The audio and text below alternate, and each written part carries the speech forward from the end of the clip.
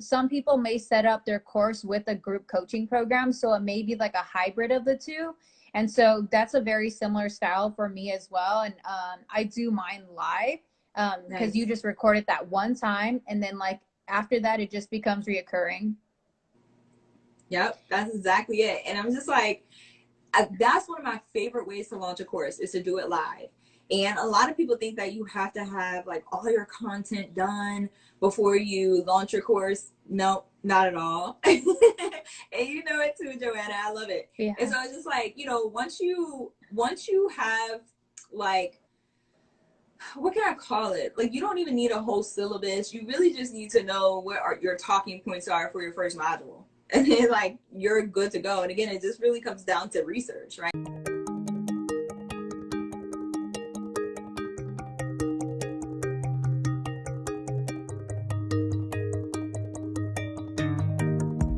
Hey guys, it's Dr. Sonia here with Jump First. I've helped hundreds of creative entrepreneurs and business owners to take back their free time, generate additional revenue, and celebrate while living that work from anywhere lifestyle through creating online courses in digital education. So I'm super excited that you guys are here. Say it with me.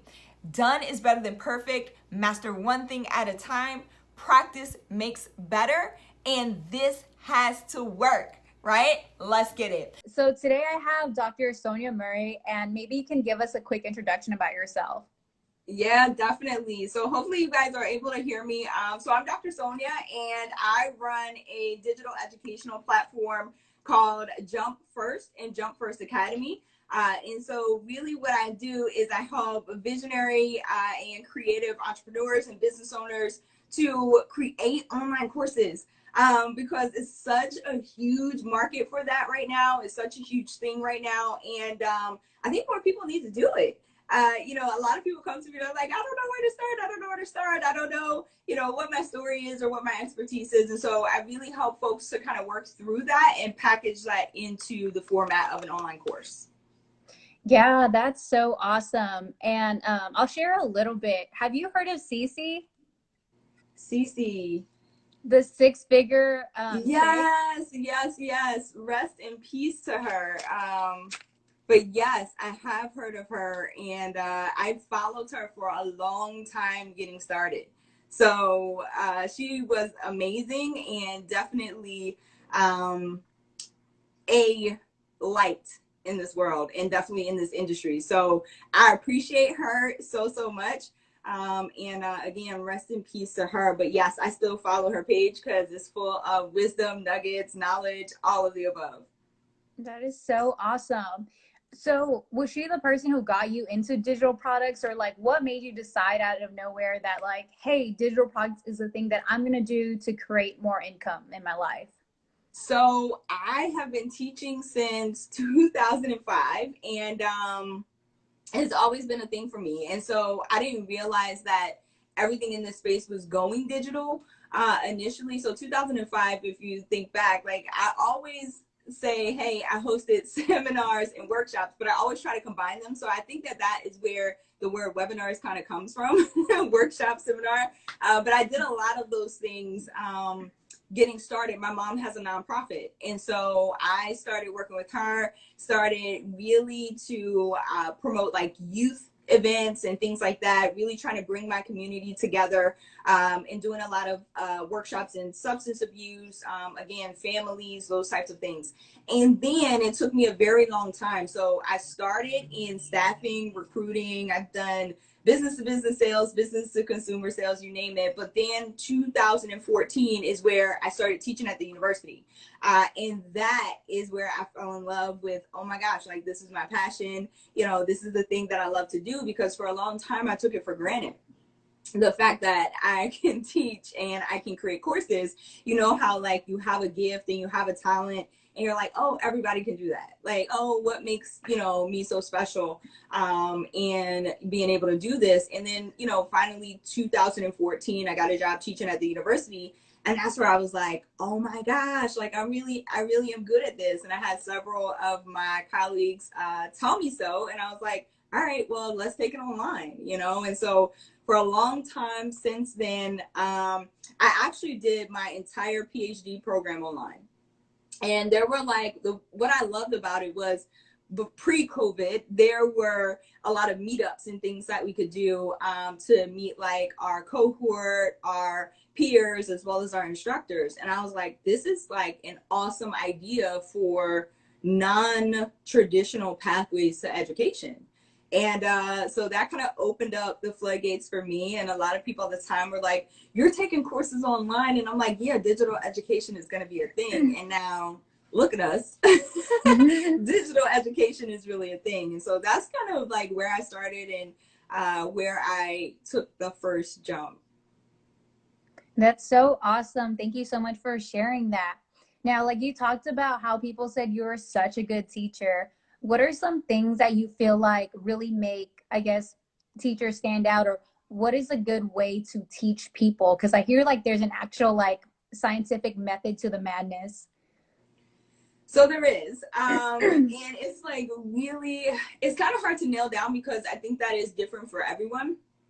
Definitely with digital education, you have to take into consideration your story, right? And really like how you start to attract people to you. But in order to be sure that your courses are effective, because coming into digital education, yes, anyone can do it, but we want to make sure that our students are actually getting results. And so there is a science to creating online courses. You got to make sure that creating courses in general, there's a science to like just creating any curriculum. You want to make sure that because of the students who are coming into the program, you want to make sure that the material that you're providing is going to get them the result, get them the outcome, right? But then you don't have just one particular student inside of every program. You got people from all different backgrounds, all different walks of life, all different educational backgrounds, right? And so you really have to take care to make sure that your course activities, the things that you are teaching and planning for your course, make sense for a very diverse population. And so, you know, that's really what I like to focus on inside of my programs, outside of the marketing piece, and making sure that you're packaging your story in the most effective way to reach as many people as possible. Like it really is about the curriculum and making sure that it is effective. And so that's like my number one thing in online courses, especially because there's so many people creating them nowadays. But we really, again, need to take care to make sure that the material that we're teaching is helping people move forward. Yeah, that makes sense for sure. The results are super important, but are there like metrics that you look for, or like is there a certain like one, two, threes that you kind of give when people are building out their courses?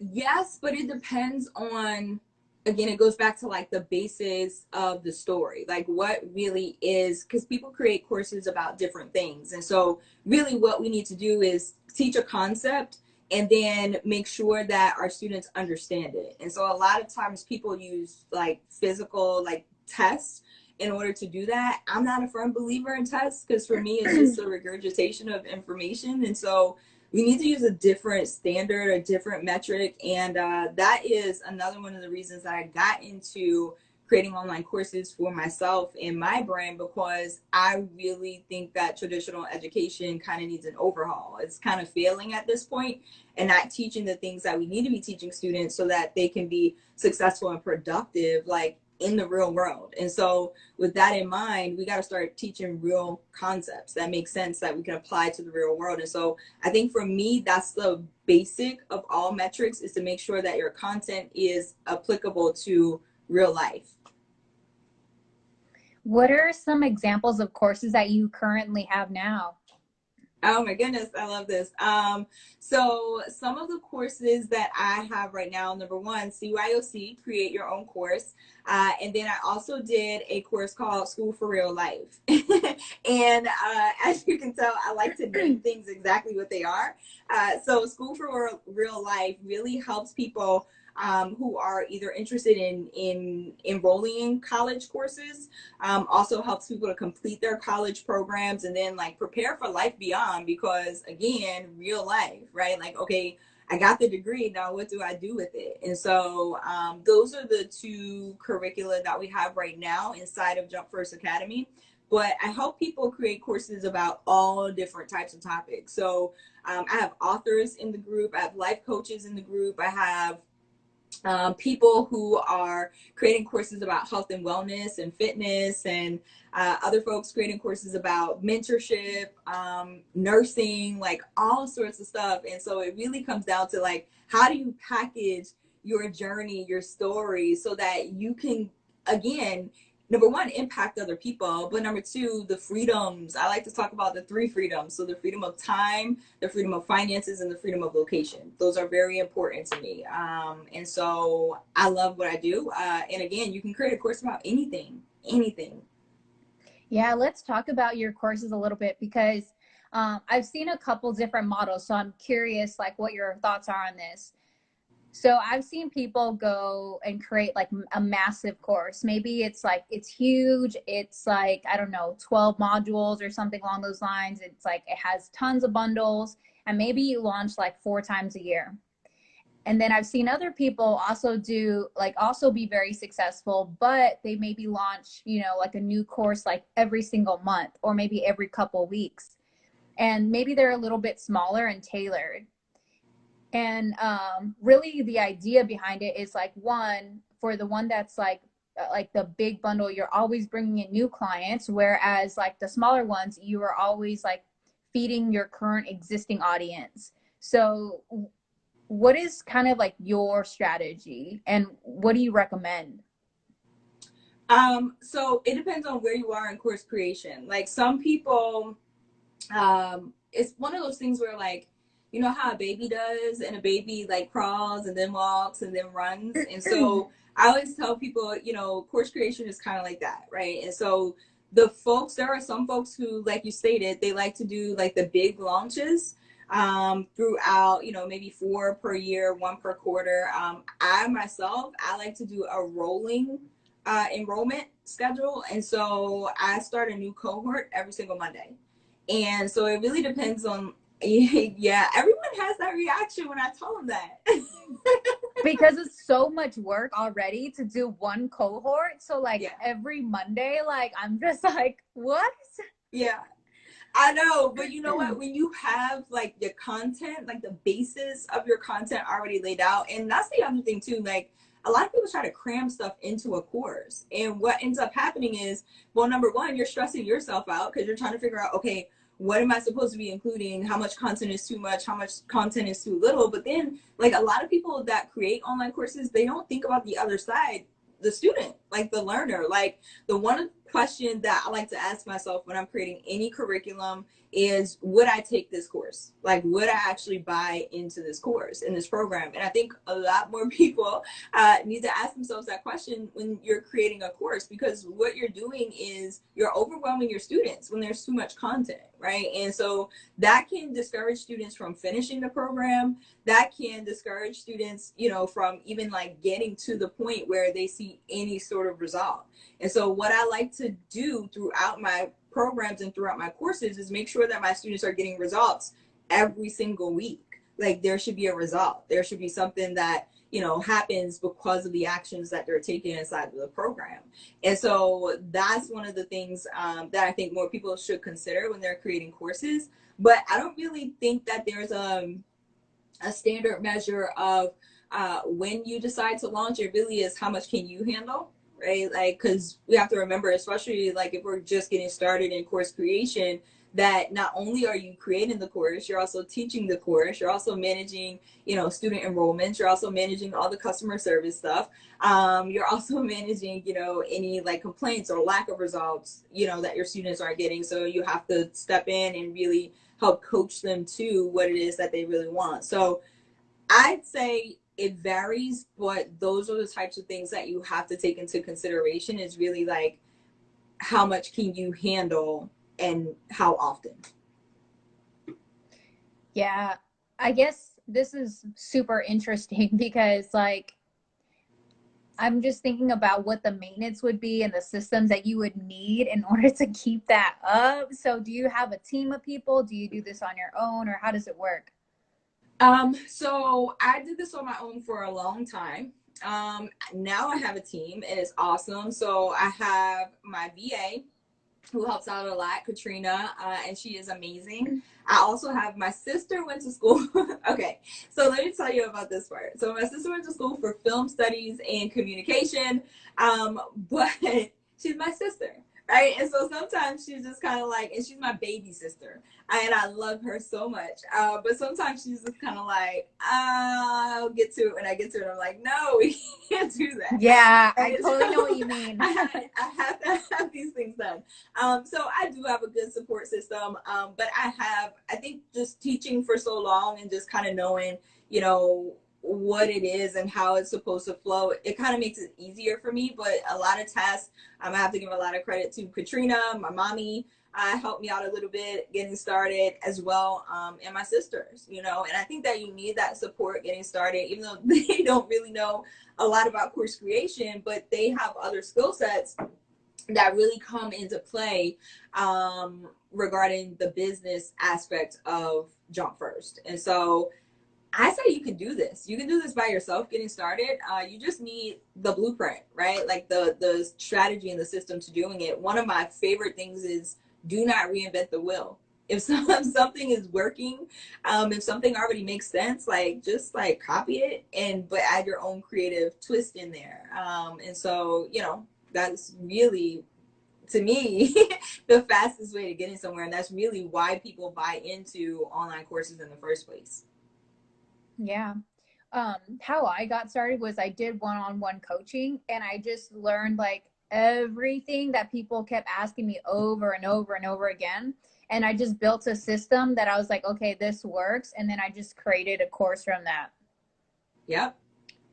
That's exactly it, essentially. And that's one of the key components of course creation, like research. Research everything. Research as much as you can. Like ask people what it is that they want, right? What it is that they're looking for. So yeah, definitely. Yeah. Money Polls ask, how much time do you spend typically with students after a course has launched? So for me personally,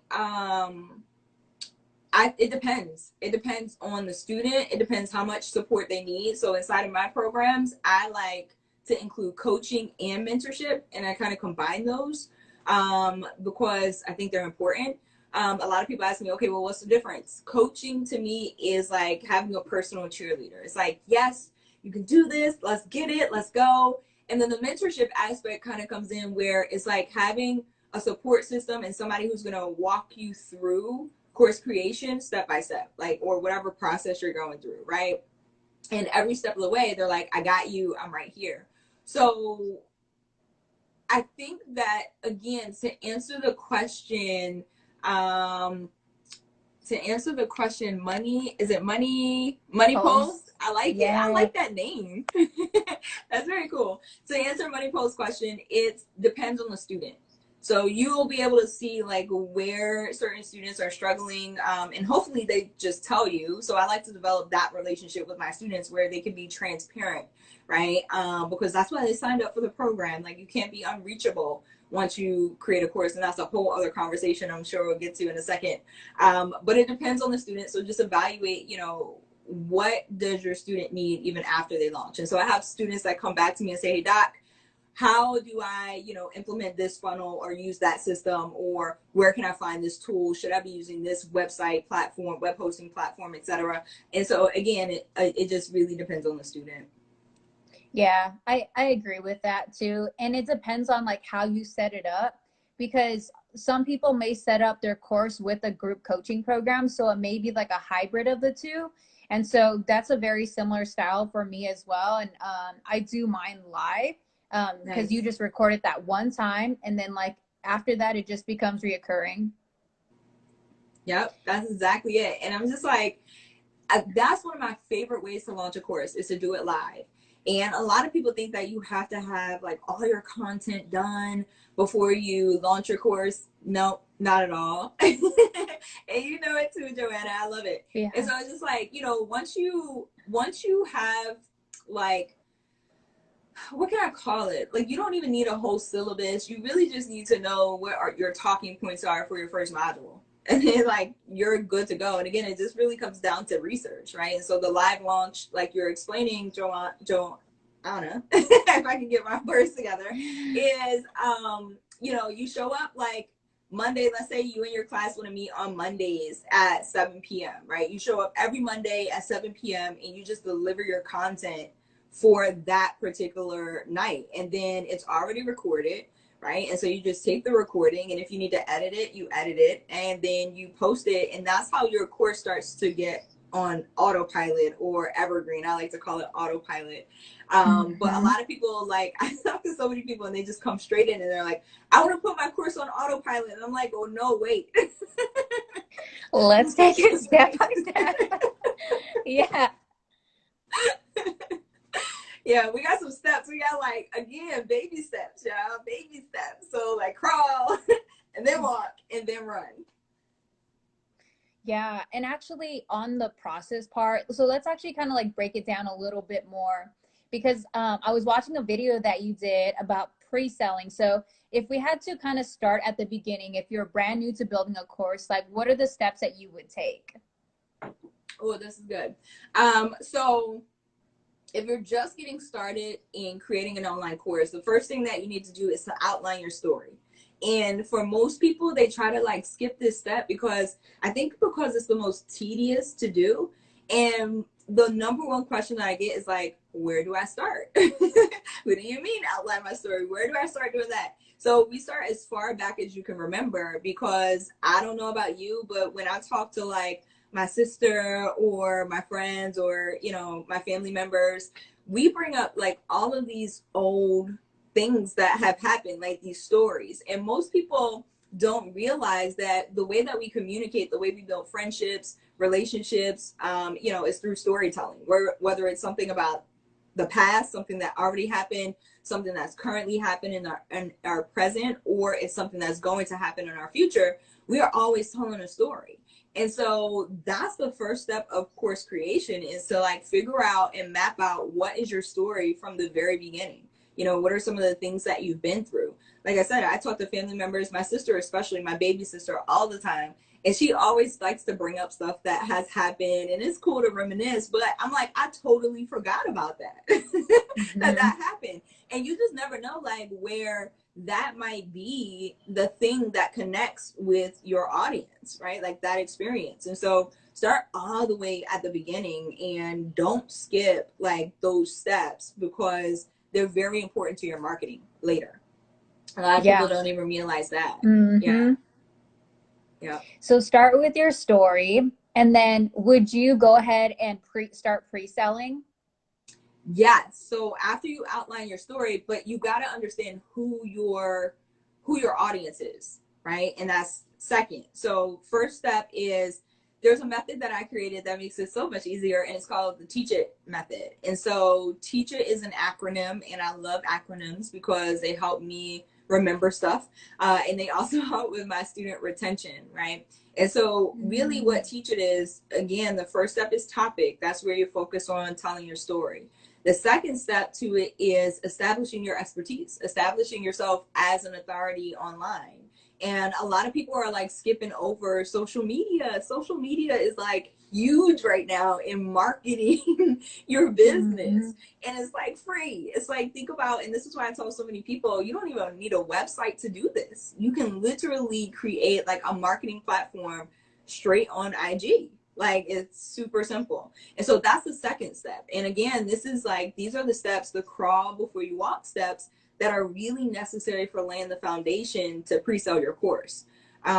So after expert, we get into audience. You got to understand who you're selling to, right, in order to do that. And so there are, you know, not just the demographics of like age, race, gender, ethnicity, how much they make a year. Like, we need to understand how they think too, you know. So where are folks shopping? And I know people are like, wait a minute, how do I find that out, right? Like, where are folks shopping? What are folks looking at online? Y'all, Are you if you stalking noticed people? already, listen, girl, if you haven't noticed already, I get ads all the time for stuff that I've been talking about, right? So your browser history is just following you around. I mean, if we didn't learn anything from, you know, Facebook privacy concerns over these last few years, like, they're collecting all our data. So there are so many, you know, things that you can really find out online about your target audience. And so again, like, where are they shopping? What do they like to eat? What kind of books are they reading? What are they searching for online? And once you know all that stuff, you pair it with your demographics. So we call like those things psychographics. So again, the way people think, and you pair the psychographics with the demographics, but most people leave that stuff out. They're just looking for, hey, I want to work with women between the ages of 35 and 45, and that's just it. And it's like, oh, you're missing the entire marketing. Like, I want to help you market. And so, you know, that's one of the things that we need to research first, and then we pre-sale. So we got our story. We have understood how we're establishing our brand and ourselves as a brand, our expertise, our authority in this niche and in this market or industry. And then we know our audience. So now we can start pre-selling our courses, because now we know what our audience wants and we know how we're able to deliver that. Does that finish the acronym? I'm looking for like the You're like, I'm like, I don't know if I finished or not. Cool, man. So the other step, so after you know who your audience is, right, and you start pre-selling, now like you go into kind of what you talked about a little bit earlier, where you're like, I asked the people that I was working with, what is it that, you know, they want to see, and basically compiled a list of questions that really went over, you know, the things that you kept hearing over and over and over again inside of your program currently. Well, you can replicate that and do the same thing, right, with your ideal customers, your target audience. You just research them. Now you know more about them. Now you ask them what they want to see, and then boom, the next letter is C is for content. So now we go and we start to create our content. And what happens is a lot of people create content. Again, we got to keep our students in mind, right? And so if we're keeping our students in mind and our content isn't about us, then we don't ever start creating content from the beginning. Like, why create content from module 1? Right? So instead of that, let's think backwards. Let's like work backwards and reverse engineer this thing. Like, what is it that your students actually want? What's the end goal? What's the end result? What's the awesome outcome? I like to call it the awesome outcome inside of my program. So like, what's the awesome outcome? And once you understand that, okay, what's the step before the end goal or the awesome outcome? All right, what's the step before the awesome outcome? And you work backwards. So you work from module 6 or module 8, however long your course is going to be, all the way back to module 1. Okay, what's the first thing that someone needs to know? And that's how you don't overwhelm yourself in creating your content. So many people that I work with have been in the, you know, content only mode, I call it, because like they haven't been focused on anything else except content. And it's like, oh, wait a minute. We need to focus on your students, the psychographics. We need to focus on establishing your expertise so that people want to come to you and you're seen as the expert in your niche, right? And then once we've created our content, so that's week 4, C is for content, we go into systems. So the H in Teach It is how to package it. And so this is really like software, systems, sales funnels, like I guess all the S's, is if that's a word. Yeah. All the S's. And so a lot of people think, oh, well, I need like fancy stuff like Teachable, Kajabi, ClickFunnels, a website. You don't need any of those things to get started. Like none. And so, oh, hey, Olu, I see you on. Hello. Cool beans. So, you know, you don't need that to get started. You really just need like we talked about, the live launch method that I teach. And then there's also the drip launch method as well. And that like is the next level for the live launch. But the easiest way to get started is just a live launch. And so then we need to focus on the sales funnel too, right? And most people try to overcomplicate sales funnels, and they're like, oh my gosh, I need ClickFunnels to make a sales funnel. You don't need ClickFunnels to make a sales funnel. Again, your marketing is, you know, you can do it straight online. And then from there, the I in Teach It is introduce it, because I don't believe that too many launches fall flat. Like, we do all the work initially and like it's awesome and we're energized, but then like at the launch, at the time where it's time to tell people about it, people are like quiet. It's like crickets. And it's just like, no, your course launch should be like Apple introduces the new iPhone or the new update. Like, you should be excited about it. You should be telling everybody about this launch. And so I in Teach It is like really like the party. It's the time to party. It's time to launch the course. It's time to get people excited, and to show people that you're excited. Yeah. And then the last T in Teach It is timeline. So timeline has to do with sustainability. It means we need to make sure that your systems are flowing properly, that your sales funnel is set up properly, so that you can make sure that you continue to enroll students or pre-enroll students for your next cohort.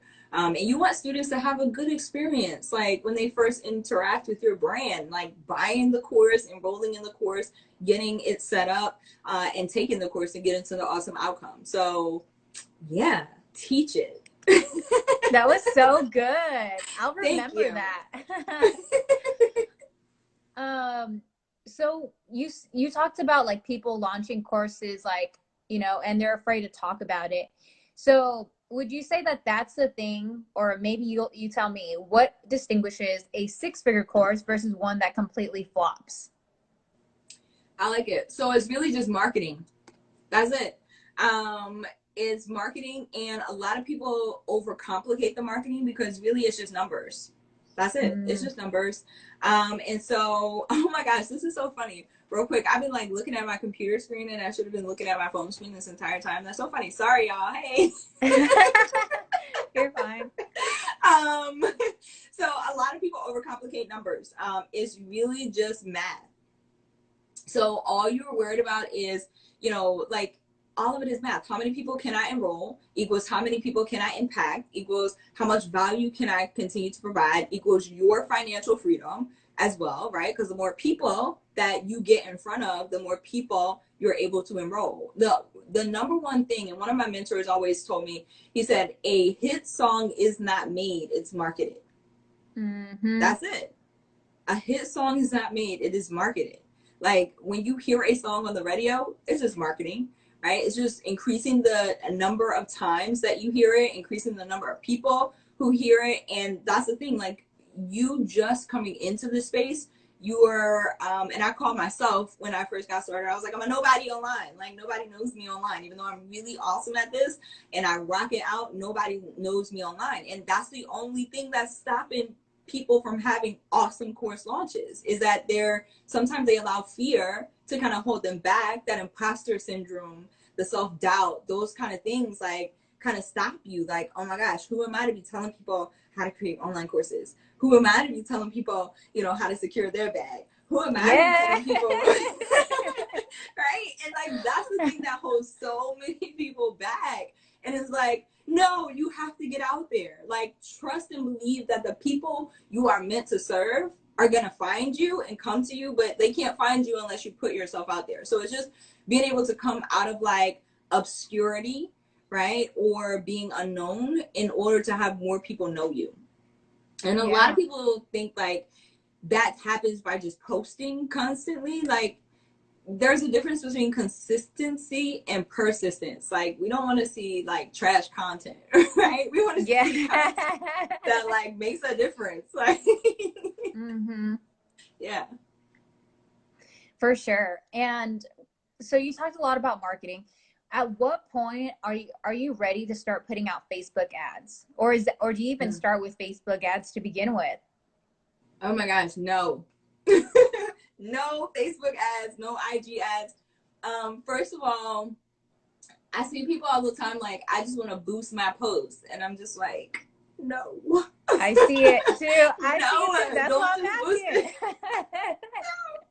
it. No, we got to get in front of the right people. And so my thing is, if you don't know how to use Facebook ads or IG ads, like, don't do it, right? Like, if you cannot set up, and I'm not discouraging anybody from boosting a post, but you have to understand that we're looking to reach the right people. And so my rule of thumb is like, if you don't know how to go into the Facebook ads like back end, right, like the platform, and you don't know how to set up an ad inside of there, like, don't mess with ads until you know how to do that. Because I legit, when I first got started, did not see my return on investment, and I dumped, I think the number was like $10,190 or something like that, and I stopped counting. So I knew there was more money that I just dumped into this platform, not knowing what I was doing, and I did not make my return on investment.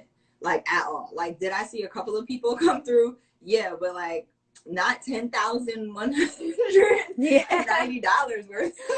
Right? And so I was just like, all right, I don't know what I'm doing. I did invest in a program at that time, and I was just like, I gotta learn how to do Facebook ads if I'm gonna do this. And it was just something that I genuinely wanted to learn how to do.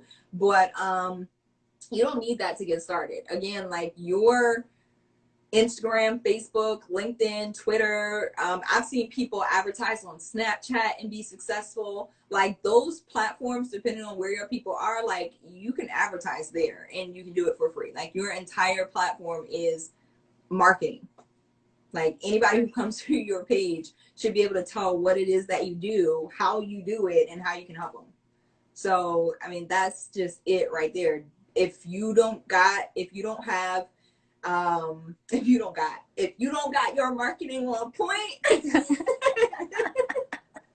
you don't know Facebook ads, don't do it, y'all. I'm telling you, not until you know what you're doing. Yeah, that scares the hell out of me. That like it's a great point though. It's a great point. Don't put money in something that you don't necessarily know how to use and then like waste all that money. Like be effective with it, right? Yep, absolutely. Okay, I have one more question for you, but if you guys have any questions, feel free to drop them into the Q&A and we can answer and kind of wrap up with that. So my last question for you is, if you had to start all over, what would you do differently? Oh, that's good. Well, let's start with, I would not dump all my money into Facebook. Okay. Like that's number one. Yeah. Save my money. But secondly, I also tried radio. Something inside of me was like, girl, what are you doing? You know that we are not using, you don't even listen to the radio. Yeah. Like seriously, like I just put on my Apple Music or like Spotify or Pandora or iHeart, and that's what I do, right? So I'm like, what am I doing paying for radio ads? I don't even listen to the radio, let alone AM. Okay. So that's nothing. That's number two. To really, what I would do initially, and it took me about 3 months coming into this to invest in myself. Like that is, I know that, you know, it's cliche at this point and people keep saying it, but like, it's like really the thing that helped me move my business forward. And it took me 3 months to realize like, girl, you know, you started here. Let me tell you. So August of 2018, and I need to go back and really look at the date. But I left my corporate job. I was like, I'm out. I didn't know how I was going to do what I was going to do. I was very comfortable, very cushy. But I decided to leave. I just bought a car. Didn't know what I was going to do about that. Still had a mortgage, all those things. And I was just like, I'm out. But from August to January, so I started investing in little things in, let's see, August, September, October, November. It was around my birthday. I'm excited, y'all. My birthday is coming up. November 23rd, 2 months exactly. Let's get it. But it was around my birthday that I started finally being like, you know what, let me invest in this little thing and that little thing. But like those things didn't really, like they helped me, but they didn't really like give me that push. Yeah, like that little bit, right? And so January, I was like, I invested in my first like full-blown mentorship program, $2,000. And I did a payment plan option because I was not trying to be like balling at the time. I'm dumping money into radio and Facebook, and I know what I'm doing. So I was like, all right, let me let me get this payment plan option. But it was like the decision, the question that I asked myself, like, girl, you started this in August, right? Full time. And then it's January now. What is your progress? Like, where are you right now? Like, what's going on? And when I evaluated that, it was like this. I was like, I cannot, this was going to take me forever to build a business, 6 figures, 7 figures, like forever. And I was like, I can't do that. Like the lifestyle that I like to live, like the food I like to eat. Yeah. The food I like to eat, the fact that I like to travel, like, no, I need more money. I need more freedom.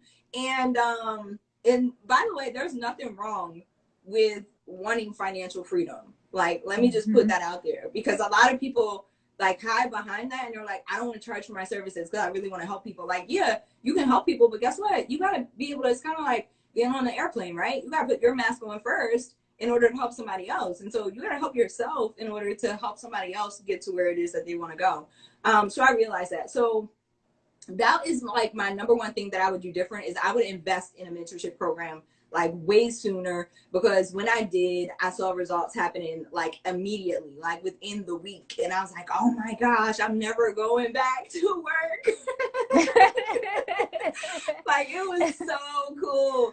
And I always tell the story because I always tell people, you know, my first 14 days, within 14 days of launching my program, I did $12,542. And I'll never forget that number. Thank you. And I was like, oh my gosh, this is awesome. And that's when I knew, I was like, this is gonna work. And I just kept investing in my learning. I was like, oh my gosh, if I can invest one time and this is what happens, like, I need to continue investing in myself. And so that's the one thing that I learned the hard way. But I'm glad that it didn't take me forever to learn that, you know? So. Yeah. And honestly, when it comes to investing, I feel like people get so scared to invest, like to pay a coach money. But when you think about it, you were so quick to put like $35,000 in student loans. Like, that didn't scare you. Okay.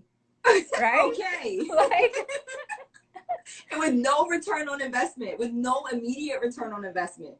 Like, girl, like 4 years. I mean, I was PhD. So in school for like, man, yeah, how long was I in school? Like 12 years. My mom would say, you've been in school your entire life. Because she counts like from kindergarten all the way through PhD. And I'm like, I know, like that's crazy. Like, I just got free, y'all, literally like 2015. Oh, like, oh my God, no more school for give me. Her some love for being all day long self-education. Thank you. All day long self-education though. I had my little light on earlier, so my little self-educate. I like to remind myself, but you know, it's just one of those things. Like, yeah, I tell my students at university, because I still like to give back to them. I always tell them, I'm like, are you here because you intrinsically like really want to learn, right? Like, or are you here because you're like, this is gonna help me get a really good job? And I'm like, this is where our current educational system is kind of failing folks, because 4 years later, you turn around and you look and you're like, okay, this job is just barely helping me, you know, make ends meet. And I spent all this money, like you said, like people just go all in. I'm one of them, right? But I intrinsically did want to learn. So that's why I decided higher education was for me. But if it doesn't serve you, as with anything in life, I always say, like, cut it off. Cut it off. Yeah. Sorry, I have one more thing, right? Like, okay, people pay so much money to go to school and have to pay back all these student loans. And it turns out that they work this 9 to 5 where people are leveraging their freaking time. Yeah. And it freaking drives me insane, right? Because like you could be investing into a coach for similar education to grow that business that you want, or, you know, whatever it is that you want to do. So I'm all for it. Yes. And I love it. I love that you mentioned that, because it's so important. Like, I just wish I could go back and tell myself that. Like, girl, you pay for all these student loans and you can't invest in yourself, in your business to move it forward. Like, stop playing. Yeah.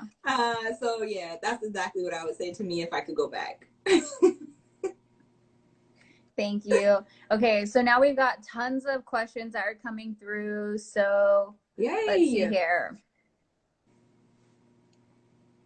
How do we find our target audience? Should we produce content and let them find us? Or I can't read the end of that. I think it says, or do we need to be more proactive? Ooh, definitely be more proactive. Like you can't, again, a hit song isn't made, it's marketed, right? And so you can't like just sit back and be like, I'm just gonna coast, because nobody knows you.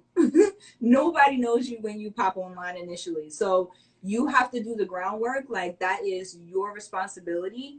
And I think of it like this, like I want to help so many people. How can I do that? Like in order to serve the people that I want to serve, I got to help them find me. And so I got to go find them. So I say always be proactive.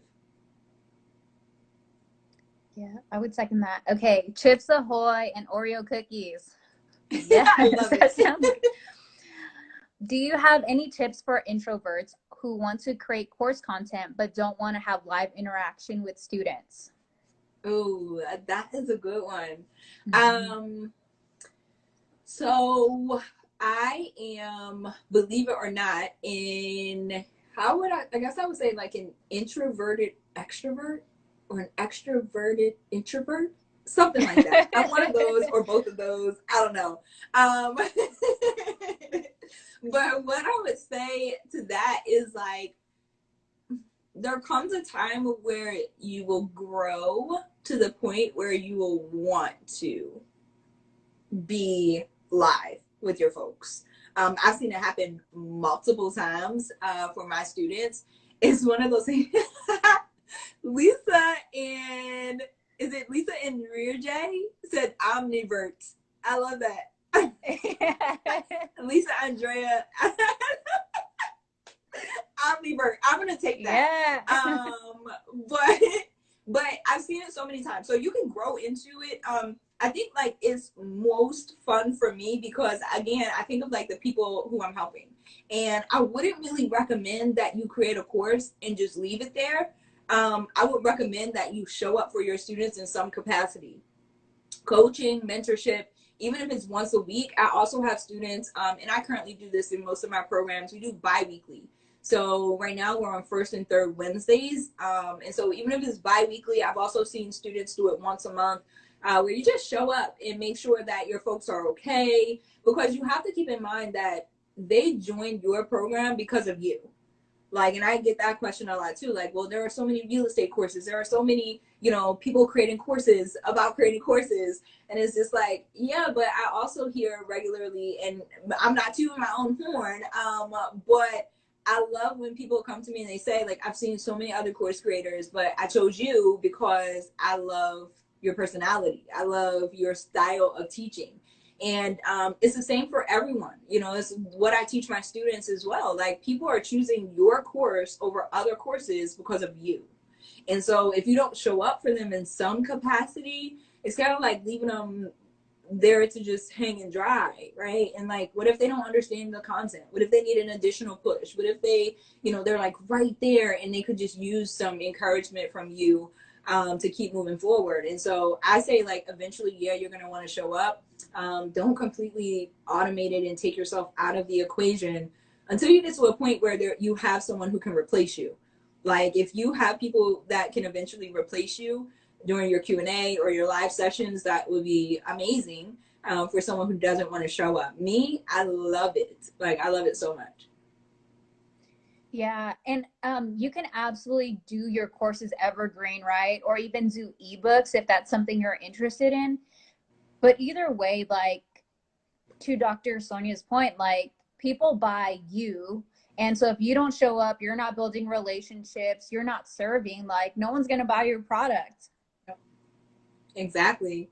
And the way that you get continuing revenue, like consistent reoccurring revenue, is word of mouth is still a thing, right? It's just Mm-hmm. online now. Like people are going to talk about your product. They're going to talk about what the results were that they got from it. And if they didn't get results, they're going to say that too. And so one of the reasons that I encourage my students to show up is so that you can ensure that your students are getting the result that you promised.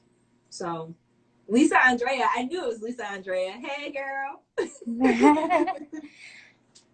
Okay, so Tammy Pebble says, how do you know if there's too much information in your course? So that's a good question. If it, you got to go back to the question, like, would you take your course? Would you buy your course? Right? And so if you're going through your course, you have to really put yourself in the mindset of your customer and of your student. And I mean that I can't like drill that in any more than I can. Like, I just want to keep on telling people, like, create courses from the perspective of your student, from the perspective of your customer, from the perspective of your client. Like, if you're not getting the result by the end of it, then yeah, it's too much. Maybe it's overwhelming. And so always have beta testers. I love beta testers. So even if they're not paid beta testers, some people do paid beta testers, and that's cool. We have a beta testing program inside of my program, inside CYOC. Some students choose to make it a paid beta testing opportunity. Other students are like, no, just bring everybody. Let everybody take my course initially, and maybe like 7 to 10 students initially in the beta group. But get your family, get your friends who want to support you. Statistics say, unfortunately, that friends and family typically don't buy our products and services, but you can still let them support you in other ways. Like, it's not that they don't love you or adore you or care or support you, but they just aren't likely to buy or purchase your product. So what you do is you can just say, hey, family member or dear friend, can you please go through my program and let me know, your, I don't want to say opinion, because I just did a live about this the other day about the opinions of other people. It's feedback though, right? Like anything that I can do to improve this.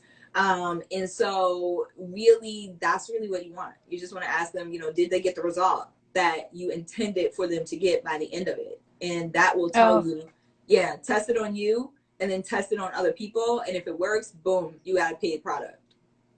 Yeah. I put the caveat of, like, I don't like to do free betas because typically they don't value your product as much. They don't actually put in the effort.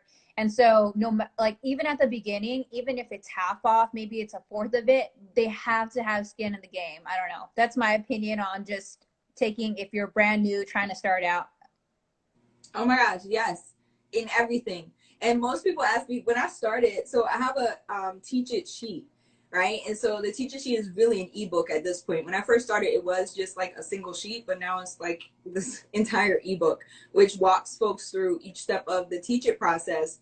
But that initially, when I started, was free, right? And then I found, like, when I would go back and check, because that's the other thing, most people stop at giving advice, right? People are always, and that's another way that you can figure out what your online course topic is going to be, is what kind of advice are you giving all the time? If people are asking you things about that particular thing, that's probably what you should create an online course about. And so that's the thing, like, instead of stopping though at giving the advice, go back and ask folks how the advice worked. Like, did they implement it? Did they get a result? Like, what was the result? Those things turn into testimonials. But that's what I found out when I was giving my teaching sheet for free, was that people were just like, it was just sitting there. Like, people weren't even using it. And I was like, oh my gosh, guys, this is amazing. If you're trying to create a course, you literally have the blueprint. Like, it's right here. And then I started charging for it. And then I started getting more feedback, because I always check to see if my products and services are working. I want to know, like, what's your feedback? What's your take on it? And I think a lot of people are missing that step. So guys, I would absolutely recommend that you always ask for feedback, especially after somebody purchases a product from you, even if you're given a freebie or a lead magnet. But that's the thing. Once I started charging for the teaching sheet, it's $24.99. And now people are like, I get feedback all the time. This is amazing. This helped clear up so many things. But I'm like, oh my gosh, people are actually using it now. And so when people pay, they pay attention. I mean, it's just that simple. Yeah. Yeah. Okay. So Lisa, Andrea, I think, like, and you let me know, but I think, should it last 2 months or 6 months? And we'll wrap up with this question. I would say this is the same thing as, like, does it get you the result that you want, right? Like, how long would it take you based off of the course that you create? Yep, absolutely. My suggestion on the length of courses is, and again, it depends on the topic, but as far as your length, a rule of thumb is 6 to 8 weeks.